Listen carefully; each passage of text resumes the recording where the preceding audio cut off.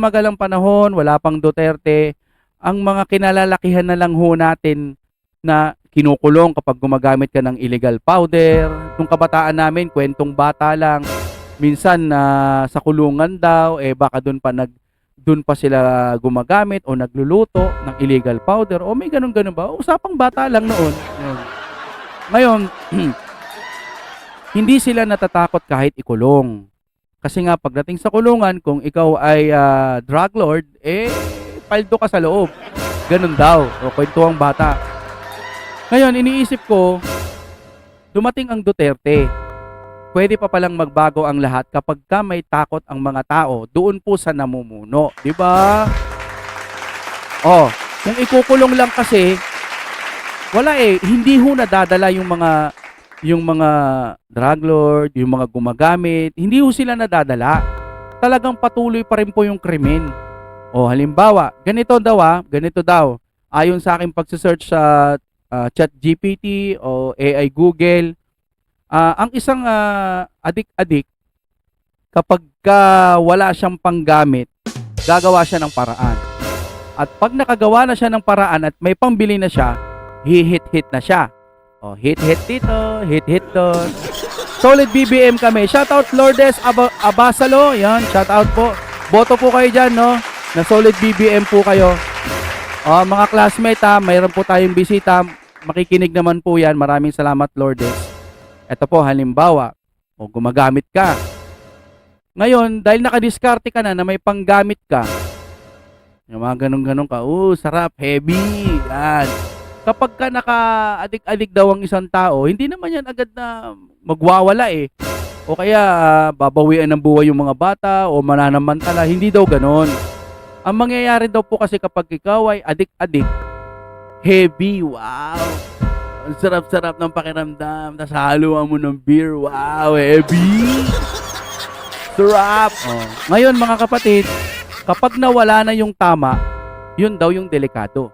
Tama, mali. Ewan ko lang Base doon sa mga AI na pinag-search ko.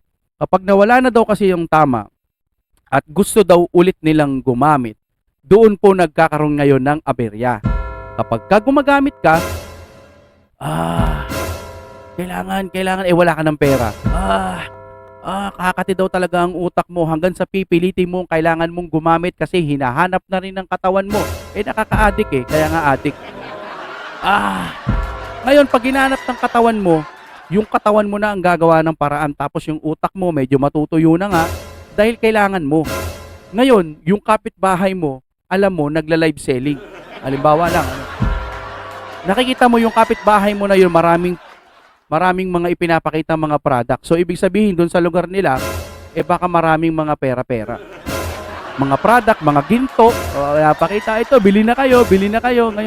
Ngayon itong si Adik, pupunta doon sa kapitbahay niya. After mag-live selling, ang natitira lang doon, halimbawa, yung nagla-live selling na nanay at yung kanyang anak.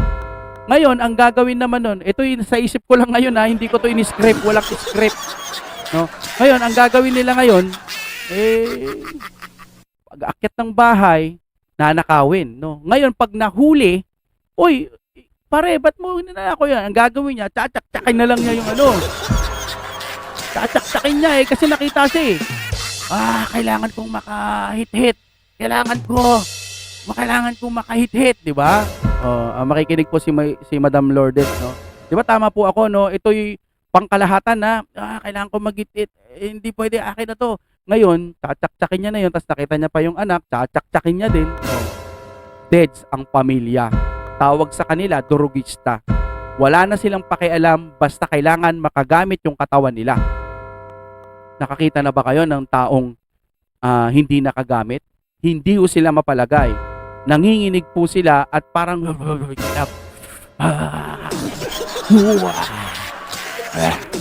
ganon. Parang ganon, Ngayon, deads ang pamilya, nasayang ang buhay, tapos gagamit na naman ng illegal yung tao. Hindi huhulihin kasi nga walang pakialam ang gobyerno. Halimbawa lang ang sinasabi ko nito yung mga nakaraan, halimbawa lang ganun ang mangyari. Walang pakialam ang gobyerno doon sa taong mga nadeds nang dahil gusto ng adik makakuha ng perang panggamit. Tignan nyo ang susunod na mangyayari. Sa panahon ng Duterte, maraming salamat Kuya Jun tsaka Lourdes, nandiyan pa naman yung mga nanonood. Sa panahon po ng Duterte, ayaw nila ng ganito na. Kaya marami siguro na ayaw na rin. Nakwento to ni Tatay Digong noon, correct me if I'm wrong. Talaga daw kinakampanya daw talaga nila na ayaw nila sa mga gumagamit sa Davao City, ganun ang nangyayari. Ngayon, dahil nga drugista, walang kwenta, may mga mayayaman daw na parang ayaw na rin nila yung mga ganyan tao. So parang nagkakaisa sila na itumba na lang. Base sa pagkakaintindi ko sa paliwanag ko ni Tatay Digong. Ngayon, hindi ho si Tatay Digong yung nagpatumba. Yung mga mayayaman. Marami daw mayayaman doon. Ngayon, pag na-dead yung drugista, yung addict na pumatay ng pamilya. Nung kinuwento ko kanina, halimbawa lang yung nag-gold selling, tapos ninakawan, diba? Yun. Halimbawa yun, na-dead yun. No? E di, nabigyan ng katarungan yung kawawang pamilya na nagla-live selling. Isipin nyo na lang yun, hindi man lang binibigyan ng katarungan noon, pero ngayon nabibigyan ng katarungan. At kapag nadededs lagi ang mga durugista, nagkakaroon ng takot yung mga durugista. Yung iba nagbabagong buhay, yung iba ayaw na lang magsinghot kasi nga delikado pala dahil Duterte ang nakaupo. Nagbabago nung mga panahon po ni Tatay Digong. Kung marami man mga nadededs, sa aking palagay lamang siguro yung iba, itumba na lang yan, itumba na lang, bayaran kita, ganito, ganyan. Ganyan. Panahon naman ng Duterte, halimbawa lang, Ngayon, gustuhin man ng Duterte na bigyan ng katarungan yung mga ganon. Sa aking palagay lang, ayaw na lang din niya. Kasi nga, war freak or ano ba tawag dito? Drugista. Ayaw na lang niyang bigyan ng katarungan yung mga ganon.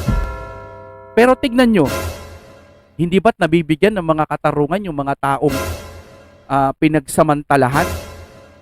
Yung mga taong nabiktima ng mga illegal drugs, adik na adik ka, manggagahasa ka, anong gagain? Sinasabi ko tuloy. Bawal pala kay YouTube. Na naman talaka ng kababaihan, di ba? Ngayon nakikita pa natin yung human rights nagagalit. Nagagalit sila kasi tinitegi, ginugurgur daw yung mga gumagamit. Nagpapalipas oras lang daw naman sila. Pero mo, maririnig mo yun? Lipas oras. May mga mabubuti din naman siguro mga taong gumagamit talaga. Yun nga lang hindi lahat. Halos karamihan nalalaso ng kanilang kaisipan dahil nga sa paggamit ng illegal. Sino ba dapat ang bibigyan ng katarungan? Yung taong nabiktima nung gumagamit? O yung gumagamit kailangan bigyan ng katarungan? Ganun ho ang nangyayari ngayon. Base sa pagkakaintindi ko, Sir Jun watching from New York. New York pala kayo, kaya pala buhay gising na gising kayo Kaya pala kayo gising. Anong oras na ba? Diyan sa Japan, Ma'am Lailani. Ilang oras ba ang diyan? 3 oras, 4 oras. Aba, dapat tulog ka na rin Sino pa mga nasa ibang bansa dyan, Asia? Dapat tulog na kayo, pero maraming salamat. Sa kabuuan, ang masasabi ko lang, sang-ayon ako sa nangyayaring kaganapan at resulta doon po sa panahon ni Tatay Digong. Kaya nga, mataas pa rin ang trust rating ni Tatay Digong kasi nga, talagang, talagang maganda yung pamamalakad niya.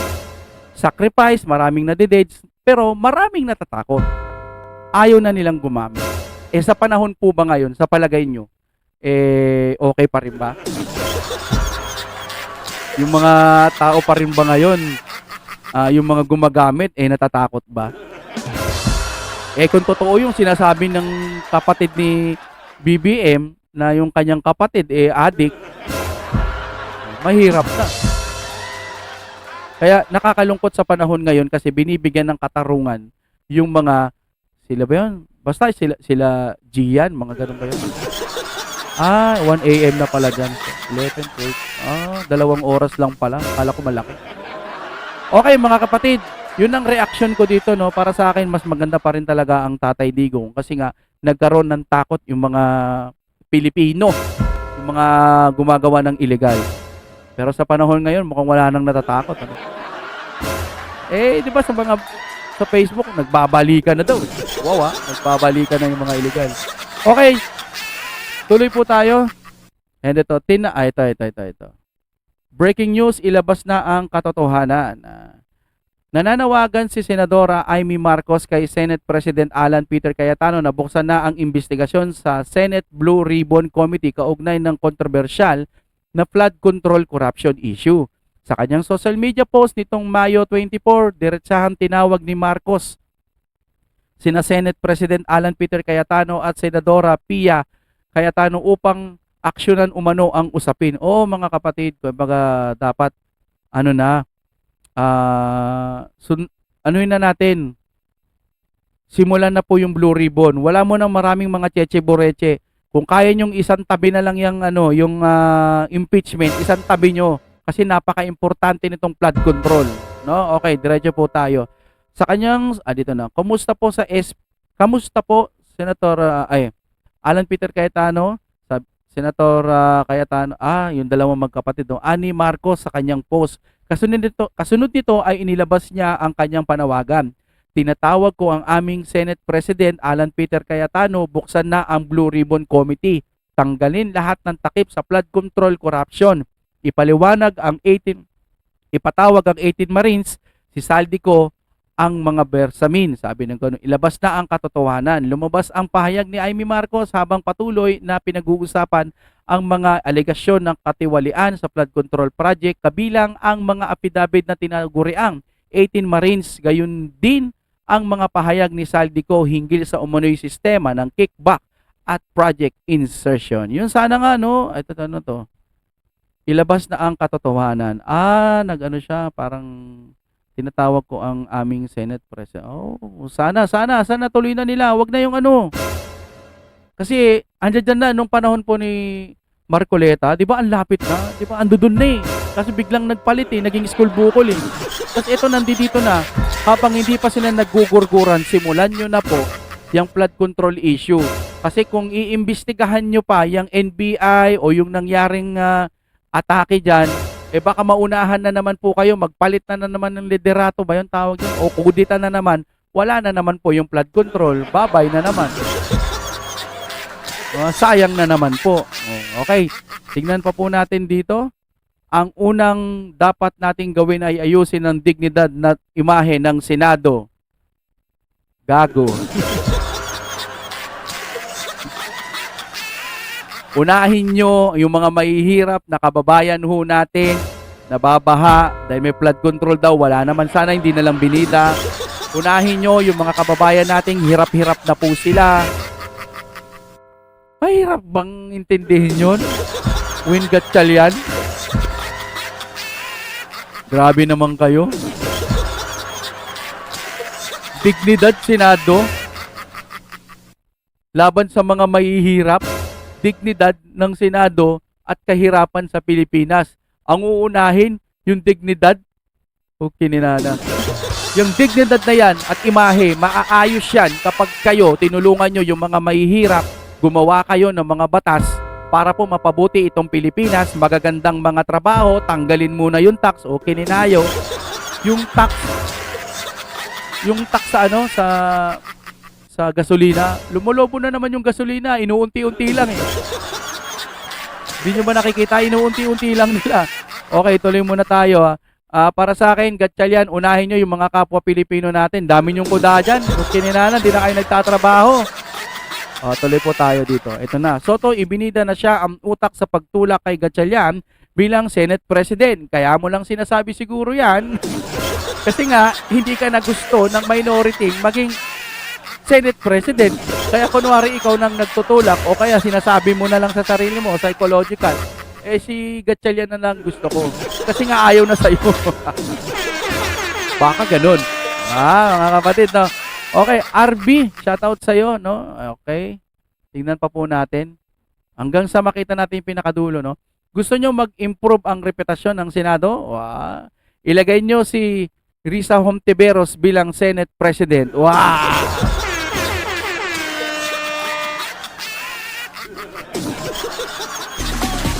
Wow! Wow, wow, wow, wow, wow.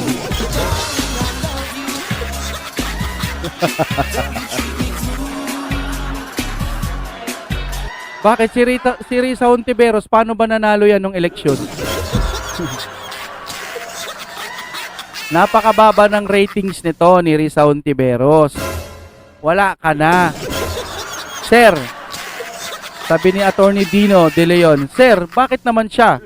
Ano bang nagagawa niyan? Wala nga kaming nakikitang ginagawa niyan. Puro salamat kaayo. Sir naman, oh. Kayo naman, oh. Sabi naman ng ating Rowena Guanzon, Sus Mariosep, she cannot even deliver a privileged speech without index card. Baka nga umaasa lang sa chat GPT yan eh. Mamen, lahat ng sinasabi niya laging binabasa. Tapos gusto nyo yan ang maging Senate President. Basahan lang kayo niyan. Talaga naman, no? Attorney ka pa. Ewan ko, bakit ganun? Di ba sabi nila kapag attorney talaga matatalino, nalalaman nila. Kaya nga ako, base sa aking pag-unawa, kapag attorney ka at alam mo yung batas, dapat matalino ka. Alam mo kung sino yung totoo, kung sino yung mali. Depende na lang talaga kapag ikaw ay alam mo ng mali, kinakampihan mo pa. Yun lagi ang sasabihin ko dyan. Salamat kaayo. Kung totoong may multiverse, siguro kahit isa dun sa multiverse, hindi ka pwedeng maging Senate President. Hindi ka gusto ng mamamayang Pilipino. Nanalo ka lang siguro dahil nag-magic. Ilang opinion ko dyan. Kay Sir Attorney Dino De Leon, pwede mo siyang maging Senate President po. Pero sa'yo lang, ha? Huwag na sa Senado. Yun lang po, mga kapatid. Okay, tingnan pa natin. Wow, eto maganda. Naglabas pa ng statement si Kiko ng gusto daw ng minority bloc na maging Senate, si Gatchalian. Wala na silang ginagawa, mga kapatid. Puro na lang ganito. Pero deep inside, siya ang may gusto. Kaso wala lang nagpupush. Baka nga, no? Baka nga sila lang nagpa-plastikan dyan. Sige, kayo-kayo na lang, ano? Papasahin pa ba natin? Hindi na, ayoko na yan. Okay, next tayo, no? Sabi, ngayon lang sa buong kasaysayan natin na ang mismong panguluhan ang siyang nagsusulong ng impeachment para ma-disqualify sa susunod na eleksyon. Kasi nga, malakas talaga si BP Sara. Sabi ni Lito Banayo, ang kanyang Vice President na pinagkakautangan niya ng loob. Ito nga lang, ang talagang kung babalikan natin, nakakalungkot ho. Dahil ang BBM administration, wala man lang ginagawang maganda na para kampihan niya si BP Sara. Wala, ewan ko. Ano bang tumatakbo sa utak niya? Lahat ng kapangyarihan dito sa mundong ibabaw, may hangganan. Wala hong permanente. Kahit yung tatay mo, ang tagal niya nanungkulan, nawala pa rin. 10 years, 20 years, 19 years, nawala pa rin. Kumbaga lahat ng yan, permanente tuloy sasabihin. Hindi permanente. Lahat yan may hangganan, no? Bahala kayo sa buhay nyo kung saan kayo mapupulutin. Okay, next! Eto. Sige ang kaliwat ka ng call out ng mga school kung saan graduate ang member ng new Senate majority. Walang ganito si BBM dahil di naman siya gumraduate, di siya makarelate kumbaga. Ay, alam nyo mga kaibigan ha, sinearch ko pala. Si Mr. BBM, hindi daw talaga gumraduate. Sinabi rin ni Google Google AI. Hindi daw po gumraduate eh. Nung sinabi ni BBM na gumraduate siya, siguro high school o elementary. Pero sa college siguro baka talagang hindi. Kasi sinabi na ni AI. Nagtanong ako kay AI kung gumraduate talaga siya. Hindi daw eh. Okay, next mga kapatid. Yes. Comelec handa umano makipag-ugnayan sa ombudsman kaugnay ng kaso ni Marcoleta. Ito na naman.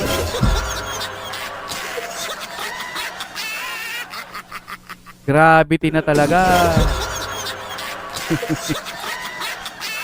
Kung ano-ano mga pinag-uunan ninyo. 'Di ba? Kung ikaw nag-aral ka ng elementary, high school, college, ang dami mo ng experience ng mga pangmatalinuhan. Tapos kailangan bang unahin si Marcoleta? Titingnan mo na lang eh. Aba, flood control, unahin nyo. Dahil sa ay, ewan, Pilipinas. Bawaan tayo ng Diyos, no? Sana magkaroon po ng himala. Maging presidente na po agad si BP Sara. Sana dinggin ng Diyos ang hiling ko. Hindi po para sa sarili ko lang. Para po sa bayan. Sabi ko sa inyo, simula nung nagre-reaction ako ng mga ganito, denial pa ako eh. No? Sabi ko, hindi naman sa makabayan ako. Hindi naman ako makabayan. Nagre-reaction video lang talaga ako at gusto kong suportahan ng mga Duterte. Pero habang tumatagal, mga kapatid, naaamin ko na sa sarili ko, mukhang makabayan talaga ako. Kasi ayoko talagang ginaganitong Pilipinas eh. Tsaka alam nyo ho, dati kapag yung lupang hinirang, bayang magiliw, okay lang, tumutugtog lang. Pero ngayon, nung tumutugtog yung lupang hinirang, bayang magiliw, perlas ng silanganan, nalab ng puso. Nung tinignan, nung hinimay ko yung lyrics nun habang kinakanta, habang nasa dibdib ko, parang mangingiyak-ngiyak ako. Ewan ko, exaggerated or overacting, pero hindi, siguro makabayan ako sa puso ko dahil lupa ng lalo na yung bridge ata yun, lupa ng araw ng hatid pagsimta, buhay ay langit sa piling mo, amin ligaya ng pag may mang-aapi, ang tay ng dahil sa'yo. Sabi ng gano'n ni, dati daw si Tito Sen, parang gusto niya atang palitan yon yung bandang huli. Parang gusto niyang palitan yung lupang hinirang pero hindi umubra. Ang ganda-ganda na nga eh. Ibig sabihin na gusto ang dahil sa'yo. Kumbaga, isang Pilipinong magsasacrifice ng dahil sa Pilipinas. Di ba ang sarap pakinggan na ganun niya kamahal ang Pilipinas tapos gusto niyo baguhin yung... Balik tayo dito sa topic natin mga kapatid. Comelec, kung ako sa'yo, naalala ko na naman si Comelec. Naalala niyo yung bumoto? Bumoto, tapos yung binoto niya, iba yung lumabas doon sa resibo. Bakit ito mga binoto ko? Hindi ko naman to binoto. Sino nga nasa... Diba? Sabi ng ganun ba? Ba't ganun? Hindi ko naman to binoto. Bakit ganun? Ba't nandito si Manny Pacquiao? Hindi, halimbawa lang. Tapos, ang rason ni Comelec, baka naman nakalimutan lang nila kung sino yung binoto nila. Naalala niyo yun? Pwede ba yun? Kabuboto mo lang? Kabuboto mo lang, nakalimutan mo na. Wow, ang saya. Only in the Philippines. Ano sasabihin mo? Ay, oo nga, baka nakalimutan ko lang. Tama, baka nakalimutan ko lang. Oo nga, talagang si Manny Pacquiao yung talagang binoto ko. Diba? Parang ganon. Nilagay ko si Marcoleta rito, pero bakit wala na si Marcoleta doon sa binoto ko? Bakit naging Bam Aquino? Hindi, baka nakalimutan mo lang kung sino yung binoto mo. Okay. Oo nga, baka si Bam Aquino talaga binoto ko. Ganon. Sino na naman kayang pumipindot dito sa yung boto niyong ganyan o yan. Salamat ha. Tuloy-tuloy po tayo mga kapatid. Ay nako, talaga Comelec na naaalala ko talaga yun. Okay, unahin nyo yan kaysa sa flood control para makita ng tao. Alam nyo, pagka ganito, naiipon ng mga tao, iniipon na nila yung nila yung Antonio Mayores. Yun. Evening Idol, salamat. Good evening. Kapag ganito sila ng ganito, naiipon lalo yung galit ng mamamayang Pilipino, pagka ganito. Okay, next na tayo. Ano pa bang meron? Ayan. Oy, ito ata yung parang tinawanan ata siya. Hindi, reporter naman yun. Ito muna mga kapatid. That is the purpose of the lawyer. Abogado naman po kami. Pwede naman po sa amin iserve yung warrant. Okay? Sabi naman ng isang NBI director, wala pong ganun. Siguro po ako roon, Sigurado po ako roon. That's under the rules of court. Sabi ni Matiba, gano'n. Sabi naman ni Trillanes, ay si Jimmy Bondoc pala nagsabi. Okay. Kapag si Trillanes pwede mag-serve, kaming mga abogado hindi pwede. Wow. Wala ganun ho talaga mga kapatid no? Bendalo. Tiis-tiis ka na lang Jimmy Bondoc, no? Ayun. Ano ba yung kanta ni Jimmy Bondoc? Somebody told me you were leaving, didn't know. Somebody told me you were happy, but it does, but it doesn't show. Somebody told me that you don't want me no more. Oh. Na na na na na na na. Di ba siya kumanta nun na Jimmy Bondoc? Okay. Tuloy. Ay. Echo. Mark. Check. Okay. Tuloy po tayo dito mga kapatid. Ito pa. Okay. Resound. Paborito ko talaga to. Salamat kayo. Risa iginiit na dapat isa lang ang kanilang kandidato. Hindi nga pwede, Madam Risa Gusto rin kasi tumakbo ni Mama Lenlen. Paano yan? O baka may gusto pang maging presidente pa sa kampo ninyo. Tama yan. Sabi ko nga kanina, mag-away-away kayo. Ano bang nilalaman palalo nito? There can only be one. Kapitulo 1:3-4 ng Risa Hontiveros. Ito ang naging pahayag ni Risa Hontiveros matapos siyang amining seryoso niyang ikinukonsidera ang pagtakbo sa mas mataas na posisyon sa 2028 election. Di mag-away kayo ni Mama Lenlen. Diba? Away kayo. Magtsoktsakan kayo.